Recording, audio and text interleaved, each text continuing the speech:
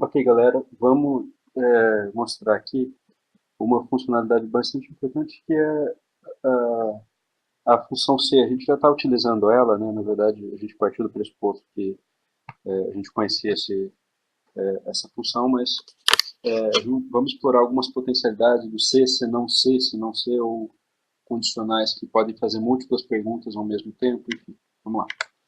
Então, por exemplo, vamos começar com esse exemplozinho aqui. Dado um número entre 0 e π, diga a qual quadrante ele pertence. Então, se a gente toma aqui o código que a gente estava trabalhando, né? Eu já tenho uma variável ali, AUX, declarada.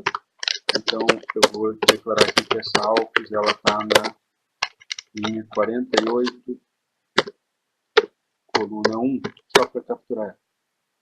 Okay? Bom, então qual seria a forma de identificar se um número que eu sei, me foi dado no enunciado, que está entre 0 e 2π, qual quadrante ele pertence? Então, vamos lá. Eu vou perguntar, na verdade, se esse AUX ele é menor do que 3 pontos. 14, 15, 9, que seria o valor de π, dividido por 2. Então, se isso acontecer, o valor de AUX está, se ele está entre 0 e 2π, a gente já sabe disso. Agora, se ele está entre 0 e π sobre 2, ele está no primeiro quadrante. Então, eu vou colocar aqui que esse cara aqui, a resposta que ele quer lá que está na célula ao lado, que é 48, coluna 2, ele está no primeiro quadrante, ok? Se ele não estiver no primeiro quadrante, a gente pode inserir uma pergunta sequencial, que é se ele está, se ele não for menor do que π, a gente pode perguntar se ele é menor do que π. Caso ele seja menor do que π, ele vai estar no segundo quadrante, ou seja, a gente colocou aqui segundo quadrante. Se isso não acontecer, a gente pode perguntar se ele é menor que 1,5 vezes π. Aí, se isso acontecer, ele vai estar no terceiro quadrante. Okay? Caso contrário, né, else, posso só inserir o else, ele vai estar no quarto quadrante. Okay? E essa é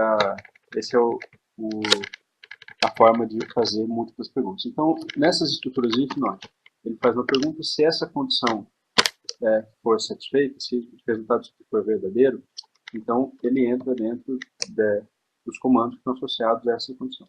Se essa condição não for satisfeita, ele vem para fazer a segunda pergunta, ok? Ou seja, ele só cai na segunda pergunta se a primeira não for verdadeira. Aí, se a segunda for verdadeira, ele faz aquilo que está aqui dentro. Caso a segunda também não seja verdadeira, ele entra na terceira condição. E assim, sucessivamente. Então a gente pode rodar aqui para ver o resultado que dá. Esse número aqui de fato está no quarto quadrante, ele é 1,8 π. Deixa eu colocar aqui 2/3 de π, por exemplo, que é um número que está no segundo quadrante. Vamos verificar. Ele resultou aqui o segundo quadrante. Okay? Pois bem, então essa é a função C, se não C, se não C. A gente pode associar, né, não é o caso mais inteligente, o caso mais inteligente da gente identificar qual quadrante está, seria mais ou menos por essa programação. Mas a gente pode fazer uma pergunta C colocando duas condicionais. Então, uma outra forma da gente brincar com esse probleminha seria da seguinte forma. Eu vou perguntar se o AUX é maior ou igual a 0, ok? E AUX for menor ou igual ao π, 3,1415,9 sobre 2. Then, aí eu vou ter as condições aqui similares. Então, ou seja, na verdade, o que eu estou colocando aqui? Eu estou colocando como se fosse uma condicional dupla. As duas condições têm que ser satisfeitas, né? Esse valor tem que ser maior ou igual a 0 e menor do que π sobre 2. Isso caracteriza um primeiro quadrante para a gente. Se não, aí eu posso colocar uma segunda, da mesma forma eu posso inserir aqui, né? Se AUX for, aí, era meio chato dele. A pergunta para o segundo quadrante, eu posso colocar um intervalo aqui pertencente ao segundo quadrante, se algo for maior ou igual a π sobre 2 e menor ou igual a π. Ok? Então, aí eu teria a resposta ali, que seria segundo quadrante. Deixa eu completar.